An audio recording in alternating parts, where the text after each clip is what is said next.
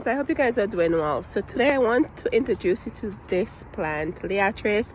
It goes by Gayfeather and Blazing Star, but normally I call it LIATRIS. So friends, I wanted to share this with you now so you can find this at your local garden centers or even online, and you can put it in your garden. Now is the perfect time to plant it, so that way you get beautiful blooms in the summer. And also I would say all the way into fall. Yes, I've seen this blooming all the way into fall in my garden. So with LIATRIS, friends, I'm gonna insert some pictures for you. I should be able to get some from my archive when I took pictures with this in my garden. When I found this, friends, I truly fell in love with it. So it's tear resistant, it allows full sun to partial shade. As I said, it blooms mid to late summer, and friends, it's a pollinator attractor, and this is so unique. It gives you vertical interest in the garden. You don't have to stake it.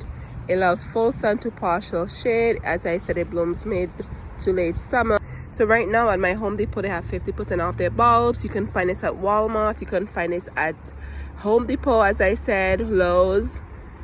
You can find it at any of those big box stores. Even online you can find it. So I couldn't help myself. I have a ton in the garden and I just wanted more, so we're gonna go ahead and plant these in the rose garden over here, and I couldn't help myself, so I picked up another bag of them. But let me show you what they look like here, and then we're gonna plant them together, and then I'm gonna insert pictures for you so you could see what it look like in bloom. And also I have some that I did not cut down as yet. I'm going to show you what it looks like after the blooms are spent and it goes through the winter process, and also I'll be sharing with you what it looks like when they're emerging in the spring season. So let's get these planted first, and let's take a walk around the garden. Alright friends, so this is what the corms look like. So you would refer to these as corms, but you know, we would say bulb in general, right? But this is what a corm look like. They remind me of caladium, right? And they're somewhat hard to tell which is the pointy end. But with these, they're already pre-sprouted in the bag, so you can see the green tips. So when we plant these, we're gonna plant these like this. If there was no sign of any growth on them, I always say the side with the bumps, that's the top, and more of the flat side is the bottom, and this is the root, as you can see. But if you can't tell, just put it on the side. With any bulb, you can tell which is the pointy side, which is the bottom side. Always put it on the side, and this is the side.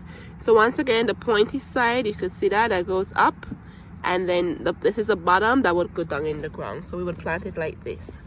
So there should be 50 in here. You can see some bulbs are bigger than some. So we're gonna go ahead and plant these, and when you plant them, they require 4 inches deep, and they're hardy from zones 2 to 9.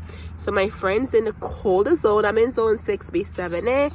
So for my friends in the way colder zone down there, you can actually add these beauties to your garden. They're very, very cold hardy, and they will get 32 to 36 inches tall.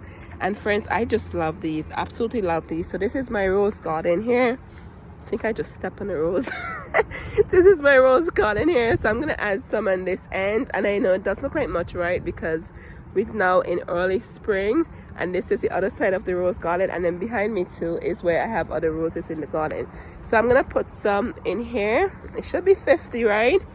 And then put some on the other end. So we're gonna probably plant them maybe in groups of maybe, I would say maybe 5 or so, but we'll see. And you do not need to soak these corms at all. There's no need for that. Alright friends, so let me show you how I did this. I am going to put a planter in the middle there, so that's why the space is there. So I have like 3 sets there. I'll show you what the concept I'm trying to achieve after looks like. So as I always tell you, whenever I do my bulbs in the ground, I always try to be careful because of the squirrels. You know, when I bury something and they always coming over, so I try not to be too messy when I dig my holes. Anyway, so here we have a corm. You could see that's the roots, and here is the top. All right, so if you did not know, you just do it like this, but we know this is the bottom, so we're gonna put it down like this. And I said to bury them 4 inches deep. So as I go, I'm just gonna space them a little. You don't really have to go too crazy. I'm telling you, the soil is so rich over this side. Look at the worm in there. And then that's the root. I'm just gonna do that. Then I'm gonna take my shovel and a little deeper in here. That's 4 of them. and then I'll put one in there. So I try to put them more in a circular shape, and I do the odd numbers because odd numbers are more pleasing on your eyes than even numbers, right? All right, so that's that. So that's one batch, and I just cover it up and I press down on it. Once again, I said to you, I'm just trying to not tell the squirrels, hey, come on over here. I'm trying to be as tidy as I can whenever I plant bulbs or even plants in garden. I'm trying to be too messy because of those squirrels. So I just press down on it like this, friends. And then this is why I like to mulch a garden with a heavy mulch. So look at that, see, I just cover it back up. It's like nothing ever happened, and those squirrels are not gonna know any better. Sorry about the noise, the neighbor kids are out. It's a beautiful day. All right, so this is one batch right here, and here's my white rock method, so I know I put something here. So I'm gonna go and just finish up the other 3 sets, one set here and then one set over there. And friends, this is why I love to use the white rock method. I'm like, why do I have a rock here? And then when I look over there, those are lilies I planted last year. Otherwise I probably would be digging up that spot. I can't wait for these lilies to come on. I can't wait to see these blooms, friends. I'm so excited. All right, friends, same concept here. I have a spot cleared over there, one here, and then one over there. And then look at the same thing I was telling you with the rocks. Look at this. Not sure if you remember, we planted these clearance lilies at the end of the summer last year. My rock is still there. Look at my lilies here. I'm curious, do you have a method you use so you know you planted something before, especially if the plant is still underneath the ground? Like, how do you know so you don't go dig it up? Let me know down below. I'm just curious if I'm the only one who does this. I'm sure I'm not the only one who does this, but I'm just curious what method you use to know. And friends, this is why I love to use the white rock method. I'm like, why do I have a rock here? And then when I look over there, those are lilies I planted last year. Otherwise I probably would be digging up that spot. I can't wait for these lilies to come on. I can't wait to see these blooms, friends. I'm so excited. All right, friends, so let me show you what it looked like in pot. Friends, you will not believe this I did for my friend last year. I haven't seen her, so hopefully this year I get to see her, and this belongs to her. But normally with LIATRIS, they're native plants, so they prefer to be in the ground. You can grow them in containers, but as I said, they prefer their natural habitat, which is in the ground. So I'm excited to see how these will look. Last year they look really well, but I feel like they do better in the ground. So this is LIATRIS in the pot, and let me show you what it looks like spent bloom after the winter season has passed. LIATRIS is a pollinator attractor. Here you are. The bees and the butterflies love the LIATRIS, and it is a hardy plant. Comes back every year. I'm in zone 6B.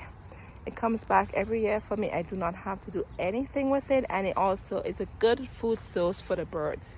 So after the blooms are gone, I do nothing with it. I leave it on for the winter so the birds can get some food, and in spring I will just cut the plant down here. This will be all dried looking, and I will cut the plant all the way down here, and the new growth would emerge from the ground. All right, friends, so here we are. Do you see what it's looking like here? Yes. So I'm gonna come in and cut these off. So what I recommend, if you plant LIATRIS, do not pull them out like this, okay? Don't do that because it may pull out the corm in the ground.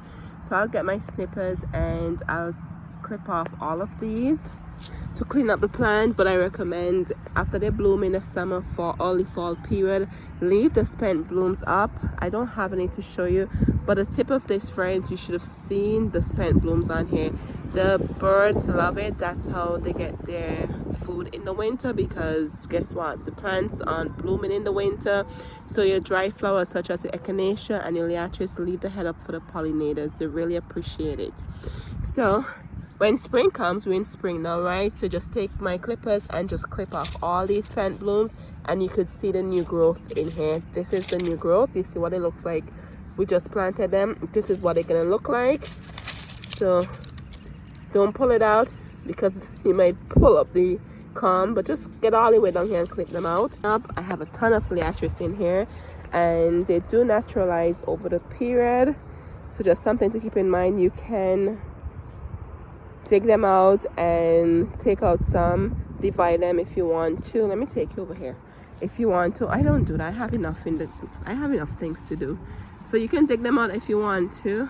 I'll just leave them alone and they will just naturalize in the ground. Here's another batch here in the front bed right here. So this one I cut down here. I could cut it down a little more, so I'll definitely cut it down a little more and clean up the plant around the base of the plant. So right here you could see they come in from here. Alright friends, so this is your LIATRIS. I'm gonna go in the back and show you what the rose garden area looks like that we just planted together. Alright friends, so this was the concept I was trying to tell you. So my planters are in, I put my tulips in there. Let's just take a moment to enjoy these tulips that we did together. You guys helped me with these in the fall season. Here they are, blooming so pretty. So I put a planter in the center there. So let's keep our eyes for the white rocks. Let me go around here and show you. So we have a batch right there, and then we have a batch here, and then we have a batch there. So I did it in the number. So just imagine the purple with the white LIATRIS coming up there, and they get 3 feet tall. It's gonna look so pretty here by the rose garden. And then the same concept over here too with the white rocks. A batch was there, a batch is there, one batch there, and then one batch there. I did like the whole curve thing. That was just my vision. And then I put another urn with my tulips in here. So this is part of the rose garden. Can't wait for the roses to come up. But of course, I'll give you guys a tour when the roses are in bloom.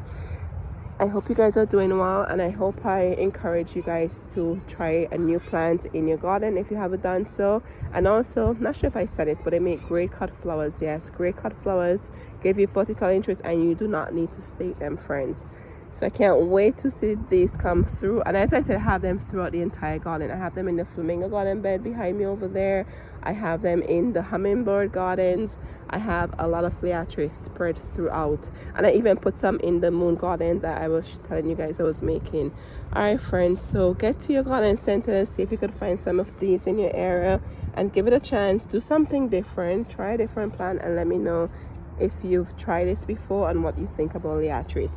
And also I must say, I always think the purple looks like pink, but they only come in 2 colors, but sometimes the purple tend to look like the pink. Just a side note there for you friends. All right, thank you guys for being here. And if you have a plant that you want me to try that you haven't seen in my garden, let me know. I like trying unique plants, something different, right? All right friends, I'll see you guys in the next one now. Cheers.